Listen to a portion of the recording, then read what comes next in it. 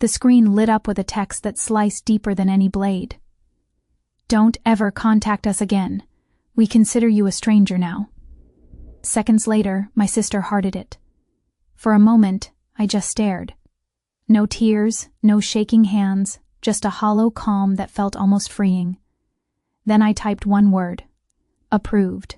Before we begin, drop a comment and tell us where are you from and from which city you're watching our videos. And after watching the whole video, don't forget to tell us what would you do in this situation. Be honest. Tell me in the comments below. We read every comment. Let's begin. 10 minutes later, the lights in their perfect suburban mansion went out. All of them. The same house where I once slept in the attic because my room was needed for storage. The same house where my mom told me, "You'll never make it without us, Haley." I stood by my apartment window, city lights flickering across my reflection. My phone started buzzing. Mom, then Dad, then Samantha. Over and over.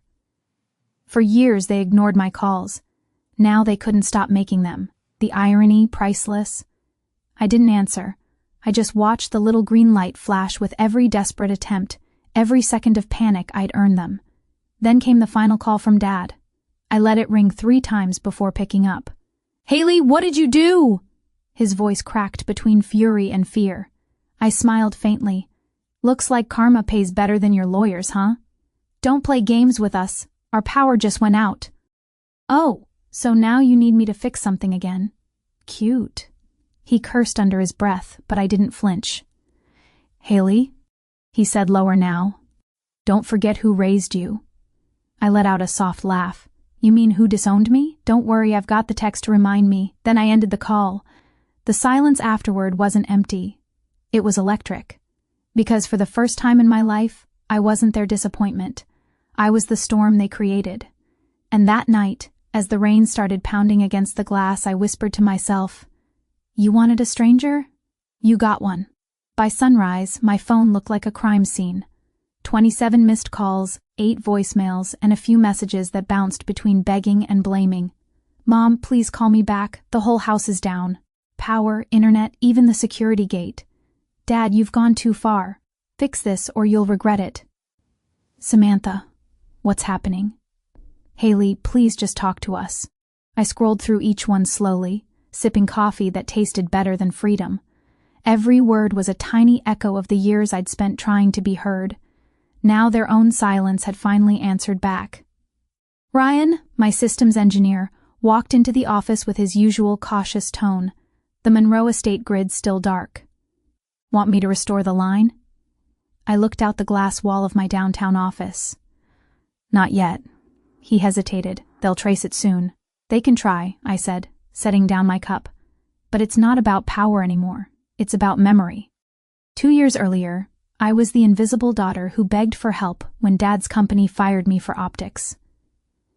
They told investors the company was a family operation, then told me I wasn't family. They took my patents, my research, and my name off every report I wrote.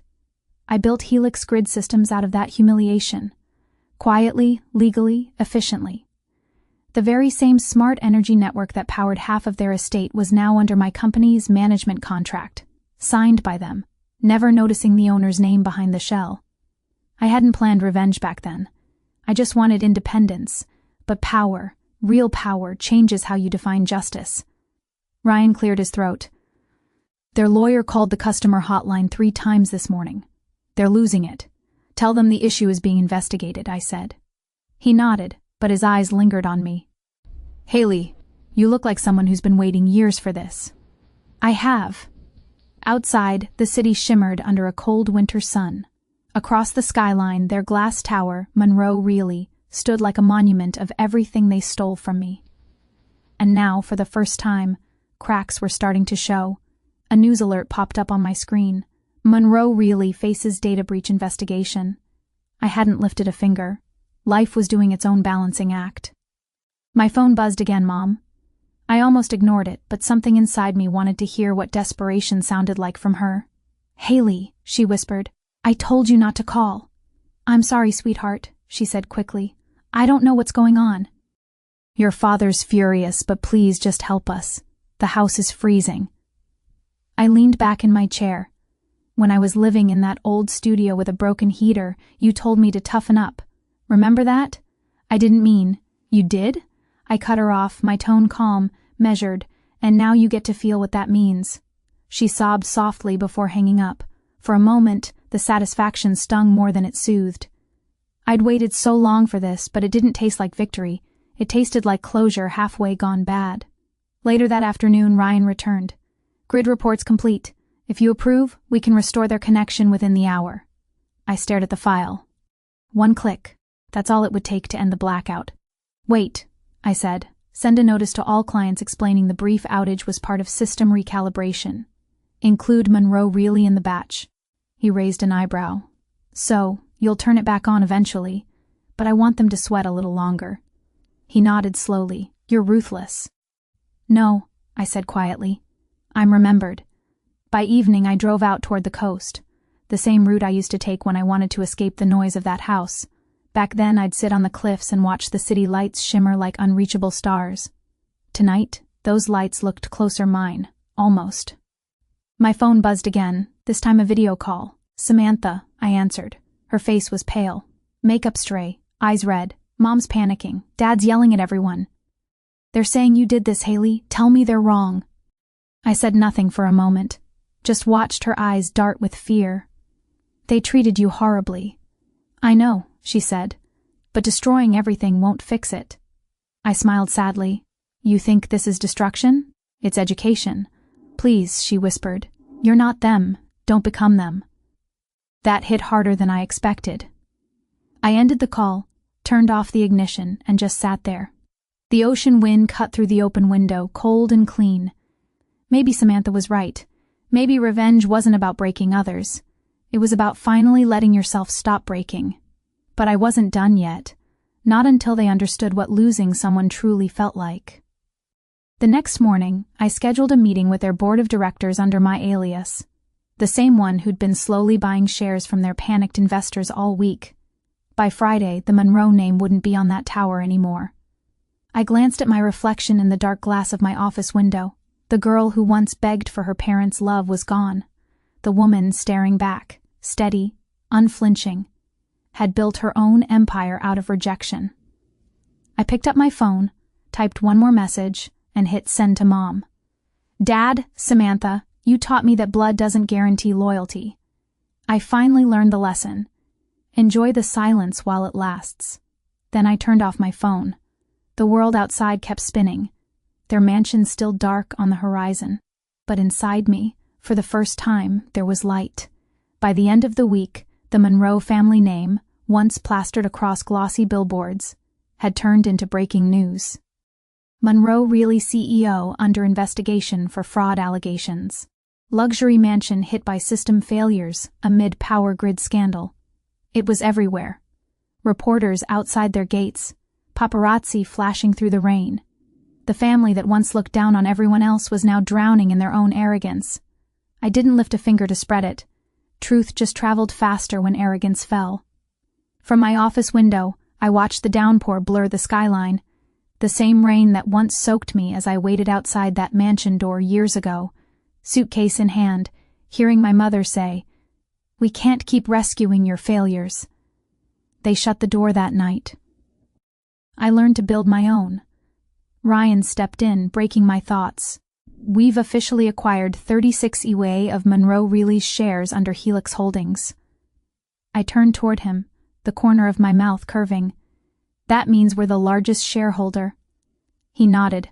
Board meetings tomorrow. They'll be desperate for answers. Good, I said. Let them hear mine. I walked toward the glass wall, watching lightning split the sky. My reflection was sharp. Tailored blazer, calm eyes, steady breath. That's what power looked like when it wasn't given. It was earned. The next morning, the boardroom smelled like tension and stale coffee. The remaining Monroe executives whispered to one another until I entered. None of them knew me yet. Not the real me. Who's this? One man muttered. Haley Sinclair, Ryan introduced. Representative of Helix Holdings. I smiled politely. Pleasure. When the meeting started, the room buzzed with panic. Financial losses, frozen assets, and reputational collapse. They needed someone to buy them out before the company sank completely. That's when I slid the folder across the table. Inside an offer, not from a rival, from their daughter. Their stunned faces were worth every sleepless night I'd spent rebuilding myself from nothing. "You," my father finally said, his voice gravel and disbelief. "Hello, Dad," I said evenly. "It's been a while." He stood up, anger rising. "You're behind this. You're the reason. I'm the reason you're still breathing in a house with running water." I interrupted calmly. "You should thank me," Mom's voice broke in. "Haley, please, we didn't know you. You knew exactly what you did." I said, "You erased me from your company, your family, and your lives. But the thing about ghosts, Mom, they learn to haunt quietly." Silence blanketed the room. Even the executive sat still, afraid to breathe. I leaned forward, voice low. "Here's what happens next. You'll sign this merger, transfer 51/8-year control to Helix Holdings, and step down effective immediately. In exchange, I'll keep the company alive and your names out of tomorrow's headlines." Dad slammed his hand on the table. "You think you can threaten us?" I met his glare. "No, I'm offering you mercy." Mom looked at me then, not with anger, but something worse. Regret. Her lips trembled, and for a split second, she wasn't the woman who disowned me. She was just small, tired, human. "Haley," she whispered, "we made mistakes. We just wanted you to succeed." "By tearing me down?" I asked. "By treating me like a stranger." Her silence answered everything. I signed the papers myself, sliding them to the legal team. "This meeting's over." As I walked out, I caught Samantha's eyes. She'd been standing in the corner watching. Her face was pale but not hateful, just heavy with the weight of what family had become. "Haley," she said softly, "you got what you wanted?" I paused at the door. "No, Sam, I got what I deserved." That night I drove out of the city again, rain streaking across the windshield like moving glass. My phone vibrated non-stop. Calls from reporters, messages from shareholders, even texts from old friends suddenly remembering my number. I ignored them all. When I reached the overlook above the ocean, I stepped out into the wind. The sea roared below, angry, but alive. Revenge had done what it was supposed to. It didn't heal, it revealed. I realized I didn't want to destroy them anymore. I just wanted them to know what being invisible felt like. My phone buzzed again, this time Samantha. I hesitated before answering. "Haley," she said quietly, "they've lost everything. Dad's in the hospital. Mom barely speaks." I closed my eyes, the sound of waves filling the silence between us. "Then maybe now," I said softly, "they'll finally understand how it felt to lose me." Samantha didn't argue. She just whispered, "I hope someday you can forgive them or yourself." When she hung up, I stayed there for a long time, rain dripping down my hair, breath misting in the cold air. Forgive them? Maybe one day. But tonight, I wasn't ready. As lightning lit the sky, I whispered to the storm. They wanted me gone. I became the storm instead. And for the first time in years, I didn't feel like the outsider. I felt like the truth they could no longer hide from. 3 months later, the Monroe estate stood empty. The marble columns, once blinding in the sun, were cracked and dull. The gate that used to buzz with security codes now hung open, creaking in the wind. I parked at the edge of the driveway, engine humming, headlights washing over the front steps where I'd once been told I didn't belong. It was strange standing there again, not as their daughter, not as their failure, but as the woman who owned the land beneath their feet. Inside, the air smelled like dust and fading perfume. Family portraits still lined the hallway. I stopped at one me at 15, standing a step behind Samantha while Mom fixed her pearl necklace. Dad's hand rested proudly on her shoulder, not mine. I remember the photographer asking, "Want to move closer?" and Mom saying, "No, that's fine." That distance became permanent. Now I traced my fingers along the glass frame and whispered. I moved closer anyway. From the corner of my eye, I saw movement. "Samantha?" She stepped out from the old study, her eyes tired but calm. "You came," she said. "I had to see it once before it's gone," I replied. She sighed. "They moved to a small rental. Dad can't work. Mom barely leaves bed." "I didn't want them to suffer," I said quietly. "I wanted them to remember." "They do." she murmured. Every day for a while. We just stood there, the rain tapping against the windows like a soft metronome to our silence. You could fix it all, Samantha said finally. One word from you and they'd have light again. You built everything they depend on. I shook my head. No, Sam, they cut the cord long before I did. She swallowed hard. Do you ever miss us? The question hung heavy. I thought of birthdays spent alone, the smell of my mom's cooking drifting through windows I wasn't invited to enter, the laughter echoing through walls I once called home.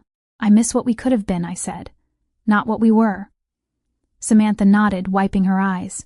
You're stronger than all of us. I managed a faint smile. No, just done being weak. We walked outside together. The rain had slowed to a drizzle, soft and forgiving. At the edge of the driveway, I stopped, turned back toward the house, and for the first time didn't feel anger, just peace. Take care of them, I told her. You're not coming back. I looked out toward the horizon where city lights glowed faintly. No, I spent too long waiting for an apology that was never coming. I'd rather build something that never needs one.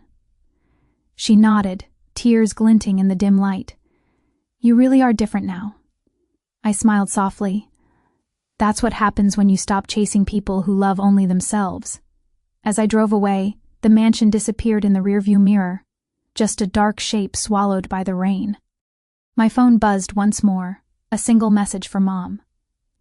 We're sorry. I read it, stared for a long second, then typed back. Approved. And this time it didn't mean revenge. It meant release. Because forgiveness isn't about letting them back in. It's about letting yourself walk out without looking back.